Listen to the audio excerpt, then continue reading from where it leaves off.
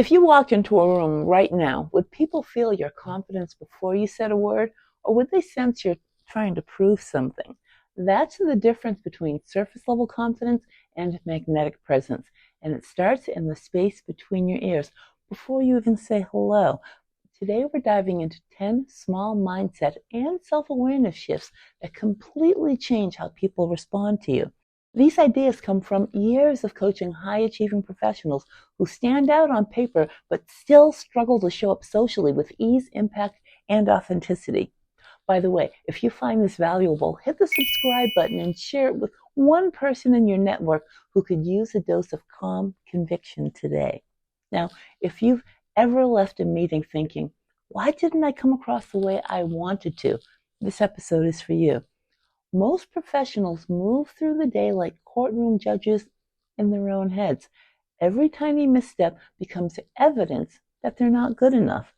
Instead, practice self-observation, but without the verdict. Catch yourself, not to criticize, but just to understand why you did or said certain things. Notice your body language, your tone, and your thoughts the way a coach would watch an athlete in motion. That's when growth feels empowering rather than punishing. You see, most social anxiety starts with one silent assumption: they probably won't like me. Instead, arrive assuming people will like you until you give them a reason not to. This doesn't make you arrogant, but your brain will stop scanning for rejection, and people pick up on that ease immediately. You see, confidence isn't a performance.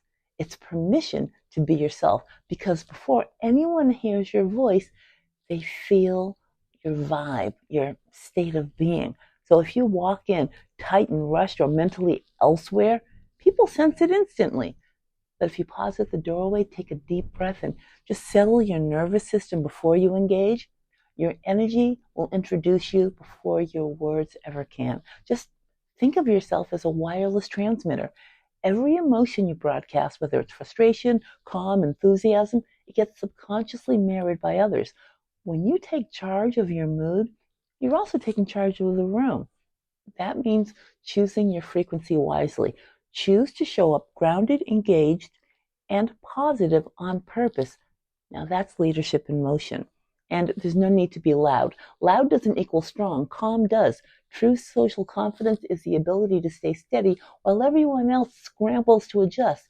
It's the quiet belief that I can handle this. So instead of trying to fill the void, just own it.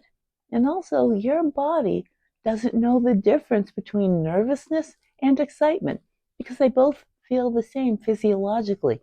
So when you tell yourself, I'm energized, you redirect that surge into performance fuel instead of panic fuel. That single reframe saves careers, interviews, and presentations every day. Now, if your mental question is, do they think I'm smart? Shift it to, do they feel seen, understood, and valued around me? Because people rarely remember what you said. They do remember how you made them feel. And interpersonal connection is your competitiveness in disguise. Also, visualize yourself handling tough moments with composure, like when there's a question you're not prepared to answer, or when your tech fails, or when there seems to be some social friction. The more you mentally rehearse calm, the less likely you are to deal with panic. You see, grace under pressure is the kind of presence people remember. Now, if you're an over apologizer, let's talk, because every unnecessary sorry chips away at your credibility. Apologize once clearly and just move on. Over apologizing teaches people to see you as smaller than you are, and replacing sorry I was late with thank you for waiting reframes your interactions as peer to peer, not subordinate. This is the real measure of presence, not how confident you felt, but how comfortable others felt with you. Did they feel uplifted, heard, and calm when you joined the conversation, or rushed, unseen, and uneasy? Make this your mirror, because every professional legacy is built conversation by conversation. Here's a challenge for you. Before your next meeting or event, Choose just one of these mindset resets to apply consciously. Then notice the shift in the room. You'll realize confidence was never about trying harder. It was about seeing yourself, your presence, and your influence more clearly because your energy precedes you, and now you know exactly what it's saying.